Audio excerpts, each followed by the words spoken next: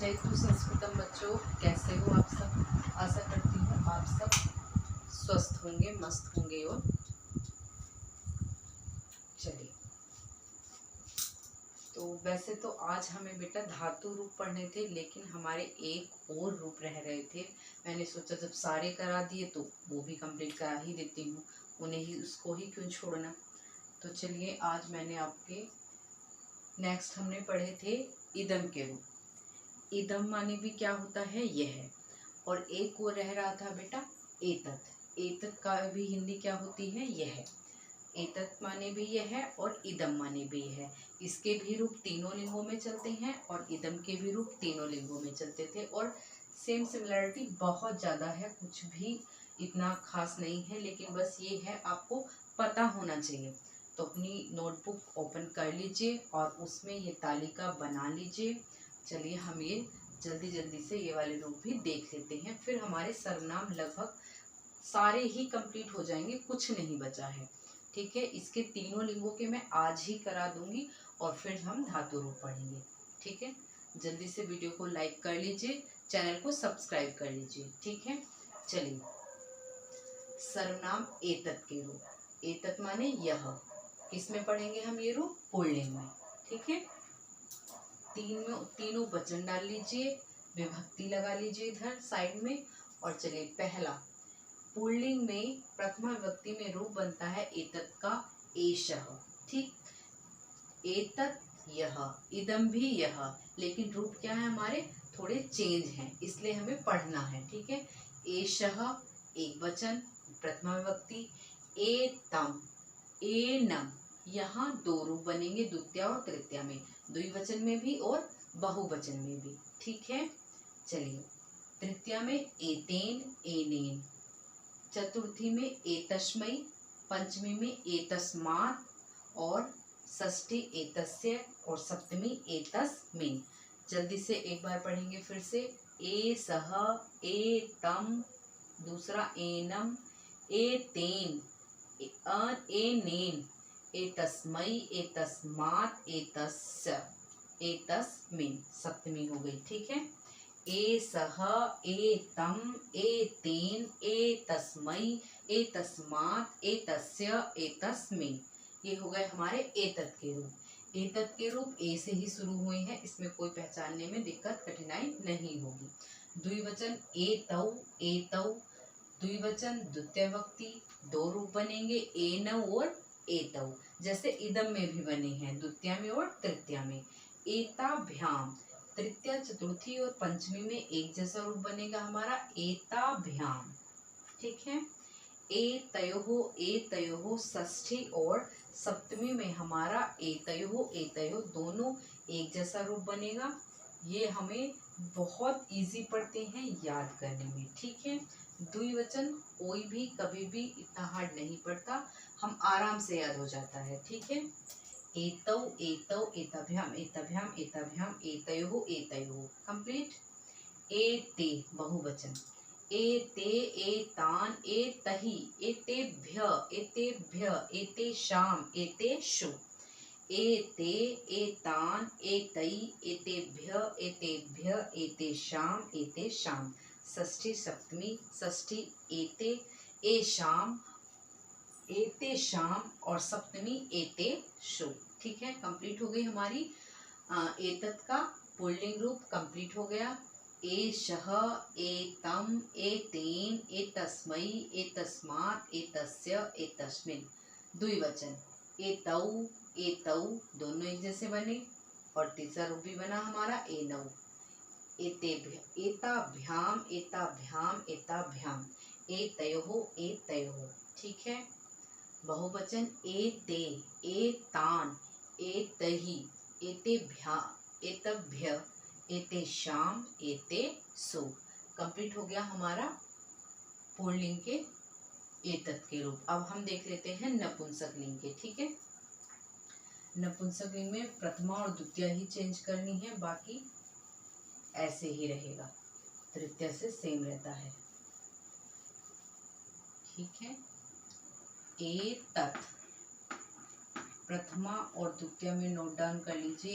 एतत, एतत्, एते, एते, एतानि,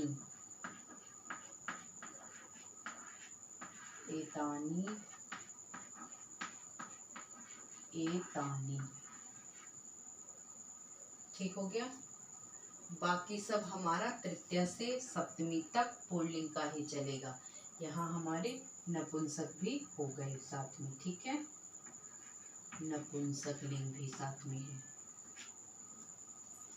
एतत्, एतत् प्रथमा द्वितीया बिल्कुल सेम होती हैं। एतत्, एतत् द्विवचन भी सेम, एते, एते बहुवचन भी सेम, एतानि, एतानि। ठीक है, ये हमारा पुल्लिंग और नपुंसक लिंग दोनों कंप्लीट हो चुका है। अब हम देखेंगे स्त्रीलिंग के। अब हम इसके देख लेते हैं स्त्रीलिंग रूप। और स्त्रीलिंग रूप हमारे सातों विभक्ति में ही, जैसे हमारे पुल्लिंग के चले वैसे ही हमारे स्त्रीलिंग के चलेंगे। ठीक है, आ जाइए। अब हम स्त्रीलिंग के पढ़ लेते हैं। स्त्रीलिंग में चलेगा एसा, एताम, एतयो, एतस्यै, एतस्याः, एतस्याः। पंचमी और षष्ठी सेम हो जाता है। एतस्याम सप्तमी। ठीक है, एसा, एताम, एतयो, एतस्यै, एतस्याः, एतस्याः, एतस्याम। ठीक हो गया। द्विवचन हमारा हो जाएगा स्त्रीलिंग का। स्त्रीलिंग नोट डाउन कर लेना। यहाँ पर 3 तालिका बनानी है आपको, पुल्लिंग में और नपुंसक लिंग और स्त्रीलिंग। जितना ज्यादा लिखने का अभ्यास करेंगे उतना आपको आराम से याद हो जाएगा। ठीक है, संस्कृत लिखकर ही याद होती है आसानी से। द्विवचन में हमारा एते, एते, एताभ्याम, एताभ्याम, एताभ्याम, एतयोः, एतयोः द्विवचन। द्विवचन हमेशा की तरह मुझे बहुत आसान लगता है, मुझे इसे पढ़ने की भी आवश्यकता नहीं होती, ऐसे ही यूं ही याद हो जाता है। एते तीनों विभक्ति में चतुर्थी, तृतीय, चतुर्थी और पंचमी में एताभ्याम, एताभ्याम सेम हो गया। षष्ठी और सप्तमी हमारा सेम हो गया, एतयोः, एतयोः। अब है हमारा बहुवचन। बहुवचन एताः, एताः। ये नपुंसक लिंग का रूप भी था, एते, एते, एतानि। ठीक है, यह स्त्रीलिंग का भी रूप है। बहुवचन है हमारा स्त्रीलिंग में एतत् का, एताः, एताः। तृतीया एताभि, एतभ्य, एताभ्य, एताभ्य, एतासाम, एतासु, एतासाम षष्ठी बहुवचन, सप्तमी बहुवचन एतासु। ऐसे इस प्रकार हमारा एतत् का भी कंप्लीट हो चुका है। अब हम धातु रूप स्टार्ट करेंगे। आज कुछ धातु के अर्थ देख लेते हैं। जल्दी से इसको नोट डाउन कर लीजिए। वीडियो को रोक करके नोट डाउन कर लीजिए। तालिका बड़े अच्छे से बनानी है, 2-3 बार उसका रिवीजन करना है, ये आराम के साथ आपको याद हो जाएगी। ठीक है,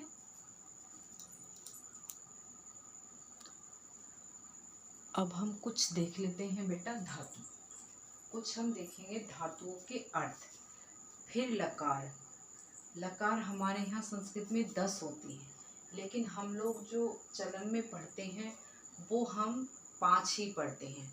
लट लकार, लिट लकार, लोट लकार, लंग लकार और विधिलिंग, चाहिए अर्थ में। ठीक है, जैसे हमारी है गम धातु। कौन सी धातु? गम। ये धातु का चिन्ह होता है। ठीक है, गम धातु को गच्छ आदेश होता है।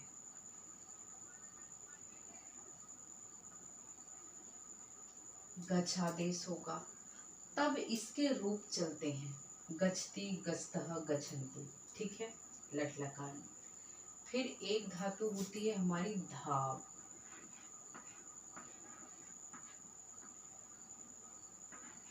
धाव, इसका अर्थ होता है दौड़ना।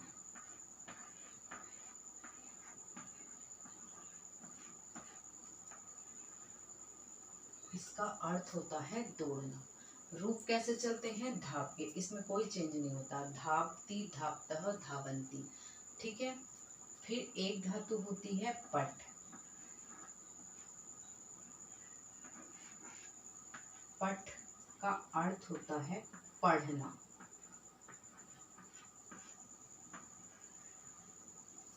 एक धातु होती है हमारे यहाँ नी। नी का अर्थ होता है ले जाना।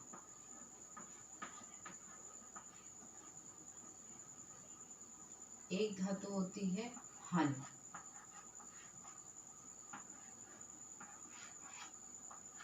हन का मतलब होता है मारना।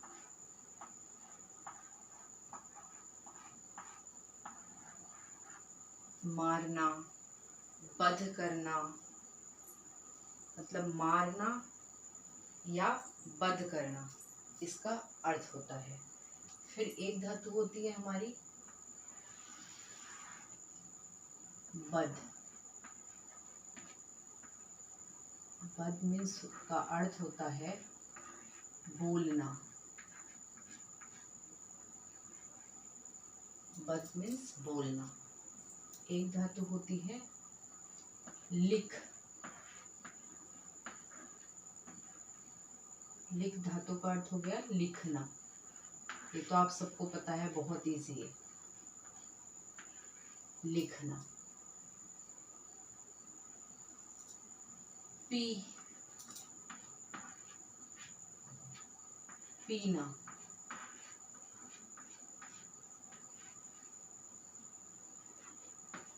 याच, मांगना। मांगना।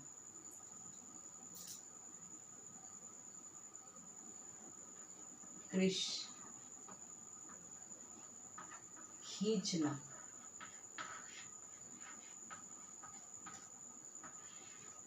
ये धातु आप नोट डाउन करेंगे। जब मैं एक या दो के रूप आपको बनवाऊंगी तो फिर आपको इनके रूप अपने आप से कॉपी में नोट डाउन करने, अपने आप बनाना सीखना है, चाहे रट पर ही सीखना, ठीक है। फिर होती है एक मुझ। मुंज, छोड़ना।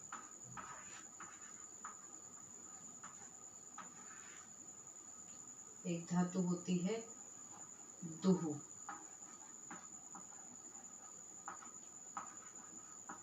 दुहना, दूध दुहना अर्थ में आती है दुह धातु, ठीक है। इधर लिख देती हूँ कुछ।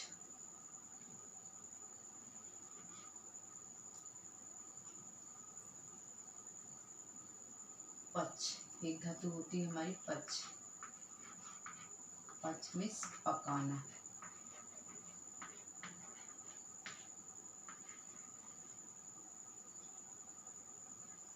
एक होती है क्री।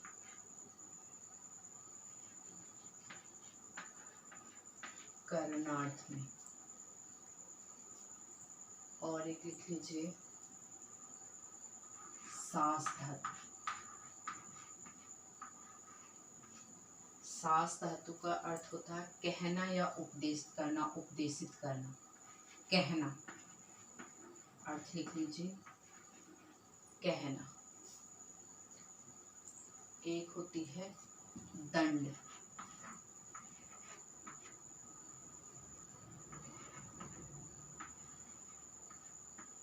दंड देना।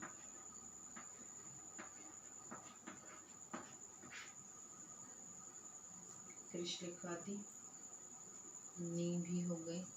एक होती है हिरी। हिरी धातु का अर्थ होता है हरण करना। हरण।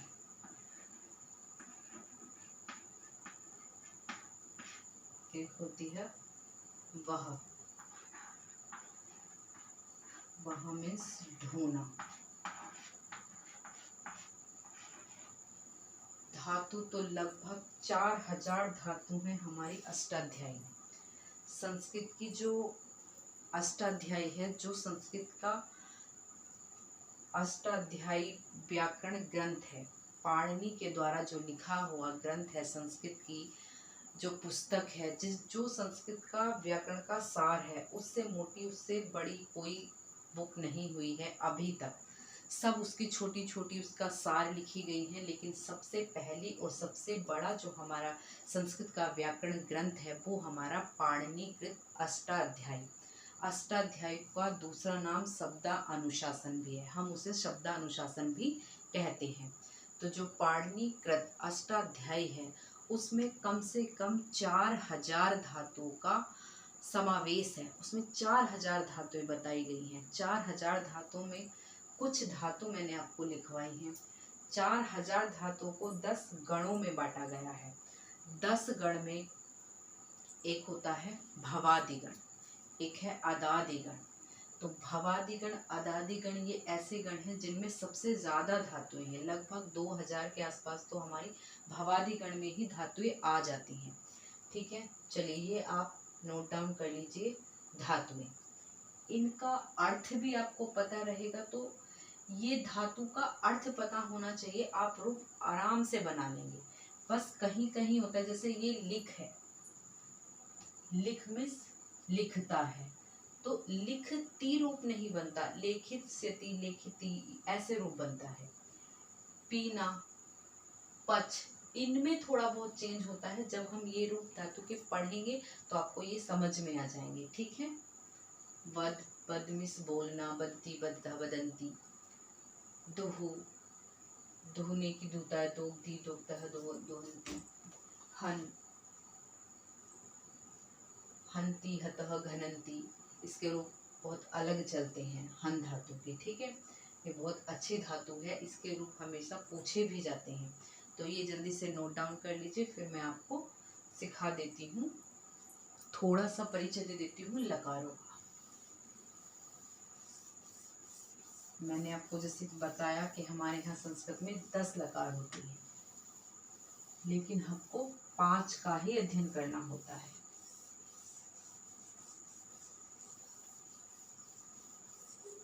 आज स्टार्ट नहीं करूँगी, बस मैं थोड़ी सी बेसिक से जानकारी आपको दे रही हूँ, वरना ये डिटेल में हम नेक्स्ट स्टेप पढ़ते चलेंगे। लट लकार, सबसे पहली लकार है हमारी लट, ऐसे लिखेंगे संस्कृत में लट, लट लकार।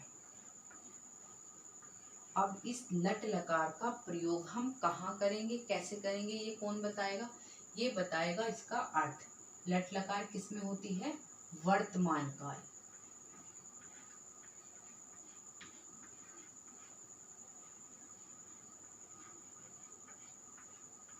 ये बताएगी हमें कि जो वर्तमान काल का अर्थ होगा, जो वर्तमान काल की जहाँ बात होगी, वहाँ जो धातु का प्रयोग करेंगे हम, वहाँ लट लकार में जो हमारे 9 रूप बनते हैं उनका। जैसे मोटा सा बता देती हूँ, जैसे हमने धातु ली पट, ठीक है, अब हमें रूप बनाना है, अनुवाद बनाना है, राम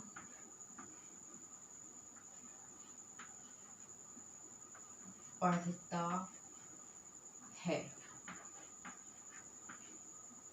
अब आपको ये पता होगा, या आप इसे पढ़कर ये बता सकते हैं कि ये कौन सा काल है, या ये जो पढ़ने का कार्य हो रहा है वो कब हो रहा है, वर्तमान में हो रहा है या भविष्य में हो रहा है या भूतकाल में हो रहा है, या आज्ञा या आदेश क्या है।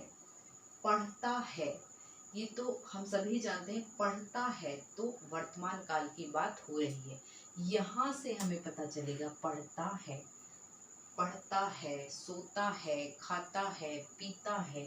जब भी ये वाले शब्द आएंगे हिंदी में, तो हमें अपने आप हमारा दिमाग जाएगा कि ये लट लकार की धातु है। अब हम लट लकार की धातु का यहाँ प्रयोग करेंगे। राम एक है तो एक वचन, 2 हैं तो द्विवचन, और 3 हैं, बहुत सारे हैं तो बहुवचन। तो राम अकेला है तो राम है, पठती। ठीक, ये ऐसे बन जाएगा। तो ये तो हमारी हो गई लट लकार। लट लकार का जो प्रयोग हम करेंगे वर्तमान काल में, वो हमें पता होना चाहिए। लट लकार का अर्थ है वर्तमान काल। ठीक है, जो काम वर्तमान में हो रहा हो। वहां जब हम अनुवाद करेंगे तो लट लकार के रूप चलाएंगे अनुवाद के कर्ता के अकॉर्डिंग। ठीक है। अब है हमारी लिट लकार। ये इसका क्या अर्थ है? लिट को हम कैसे पहचानेंगे कि हाँ लिट लकार के रूप हमने याद किए थे, तो हम उनका यूज कहाँ करें, हम उन्हें प्रयोग कैसे करें, ये जब तक हमें पता नहीं होगा तो हम कितना भी याद कर लें कि 5 लकार हमने याद की हैं, अब आपको यही नहीं पता कि हम प्रयोग कहाँ करें तो कैसे करेंगे। जब आपको पता ही नहीं है तो किस प्रकार से प्रयोग करेंगे आप। चलिए मैं बता देती हूँ आपको लिट लकार इसका क्या अर्थ है। लिट लकार, ल के नीचे रीढ़ी की मात्रा है। लिट लकार इसका जो अर्थ होता है वो होता है भविष्य काल में। भविष्य काल इतना डिटेल में कोई नहीं पढ़ाएगा आपको, बिल्कुल जीरो से स्टार्ट किया है मैंने। ठीक है। तो लिट लकार का मतलब हुआ भविष्य काल। चलिए इसको भी हम एक एग्जाम्पल से समझ लेते हैं। राम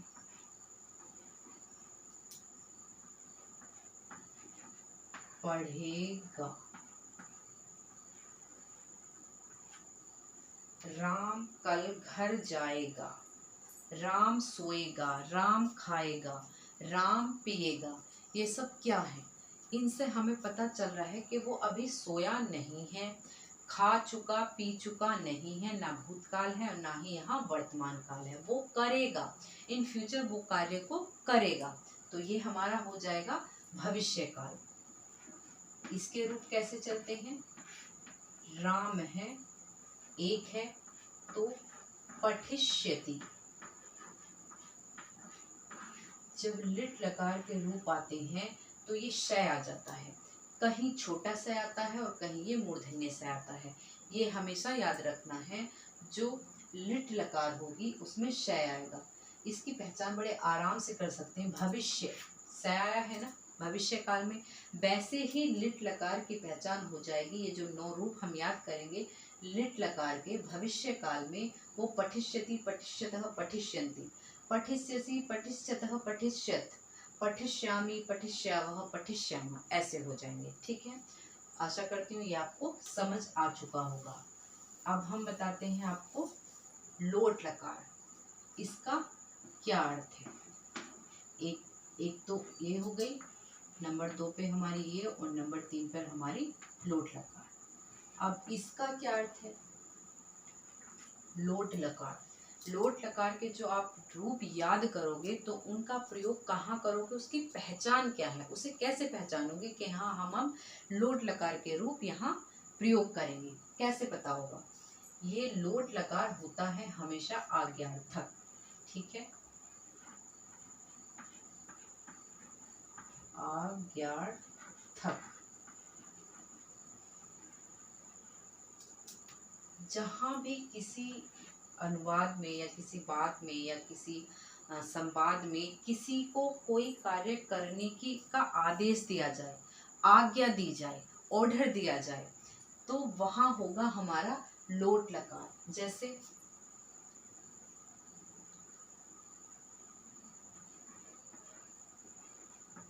तुम घर जाओ,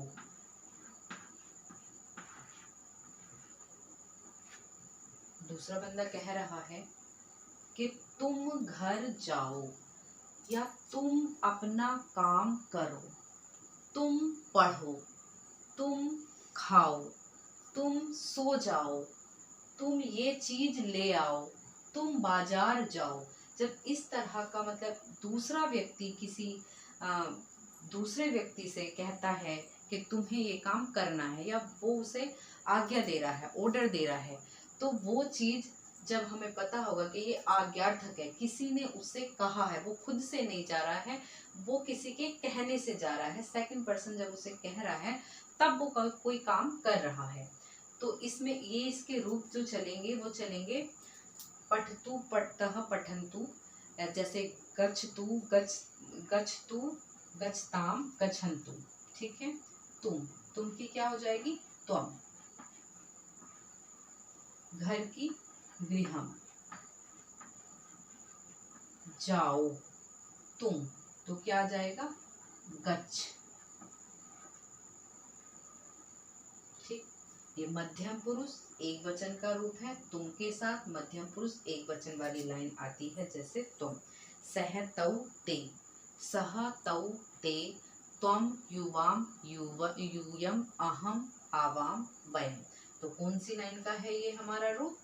मध्यम पुरुष एक वचन का गच्छ। ठीक है, तो ये हमारा हो गया लोट लकार का अर्थ आज्ञार्थक, आपको पहचान हो जाएगी। ठीक है, अब है हमारा चौथा लकार है हमारा लंग लकार। अब हम इसे क्यों याद करते हैं और हम इसे कैसे पहचानेंगे? इसकी पहचान है बेटा भूतकाल।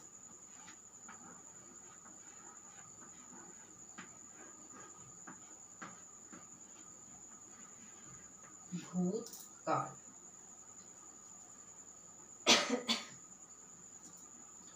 इसे ऐसे समझते हैं, राम स्कूल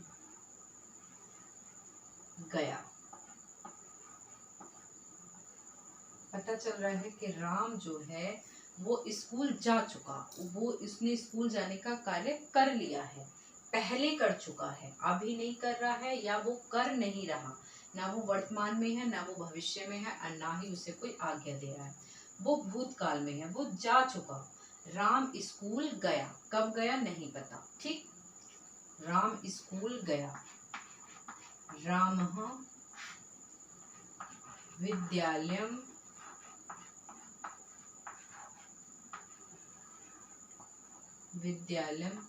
आगच्छत्। आगच्छत् एक वचन। ठीक है, ये एक वचन की धातु है क्योंकि कर्ता एक है और ये प्रथम पुरुष एक वचन का रूप है आगच्छत्। लंग लकार पहचानने का सबसे इजी तरीका है ए लगा दो। जब भी अंग आए, लंग आए, लकार आए लंग, तो आगच्छत्, आगच्छताम, आगच्छत्, आगच्छ। ठीक, तो ये हो गया हमारा भूतकाल। अब है हमारा एक और लकार बचा, विधिलिंग लकार।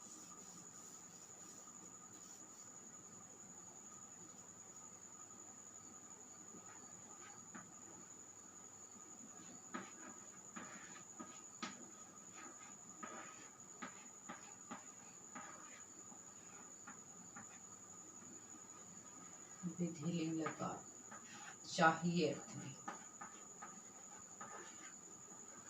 चाहिए।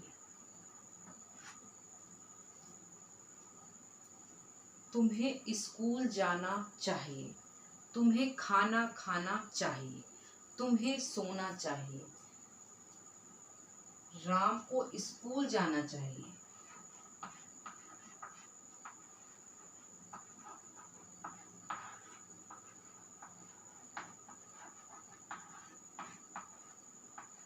स्कूल जाना चाहिए, मतलब वो उसको वो काम करना चाहिए। जब चाहिए अर्थ में कोई भी शब्द आएगा तो आप लगाएंगे वहां लकार विधिलिंग।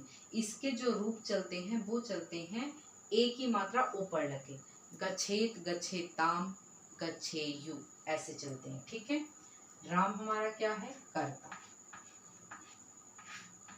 रामः विद्यालयम्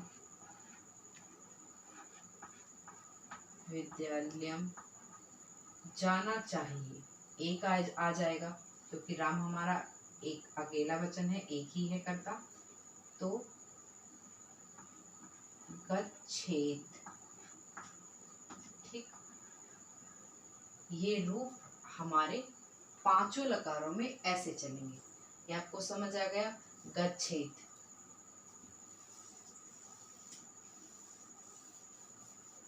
आप पहचान के लिए काम कर सकते हैं। यहाँ पर आप लिख सकते हैं, जैसे पठ का ले लीजिए। पठ धातु सबसे इजी है, सबको पता होगा। पठती सबसे आसान रूप चलता है पठती। वर्तमान काल लट लकार का रूप होगा पठती, पठता, पठन्ति। अब आया भविष्य काल। भविष्य काल में मैंने आपको बताया था पठिष्यति। कैसे चलते हैं इसके रूप? पठिष्यति,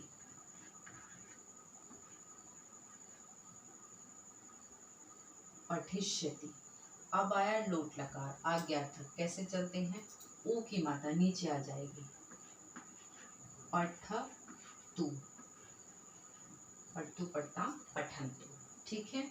भूतकाल, भूतकाल में लंग लकार। लंग लकार में हमने क्या लगाया था आगे? आ पठत। पहचान हो गई हमारी। ठीक है। अब आया हमारा विधिलिंग। विधिलिंग में बताया मैंने आपको पठेत, ए की मात्रा। अब पांचों की पहचान हो गई। आप बड़े आराम से इनको याद करेंगे और इनका प्रयोग बड़े आराम के साथ कर लेंगे। आपको कभी भी ये ऐसा नहीं लगेगा कि हाँ लट लकार के रूप कैसे चलते हैं, लोट लकार के कैसे चलेंगे, लिट लकार के कैसे चलेंगे। एक एक रूप आप आगे लिख दीजिए पहचान के लिए। लट लकार पठति लिख दीजिए, लिट लकार पठिष्यति लिख दीजिए, लोट लकार पठतु लिख दीजिए, लंग लकार अपठत और विधिलिंग पठे। तो इस प्रकार आपको पहचान हो जाएगी। ये वाली वीडियो आप एक बार दोबारा फिर से रिवीजन कर लीजिए, जहाँ से मैंने आपको लकार और ये धातु रूप बताए थे, धातु के अर्थ समझाए थे। दोबारा से देख लीजिए, उनको नोट डाउन करना बिल्कुल मत भूलना, वो आपको नोट डाउन करनी ही है। चलिए आज के लिए इतना ही। जयतु संस्कृतम।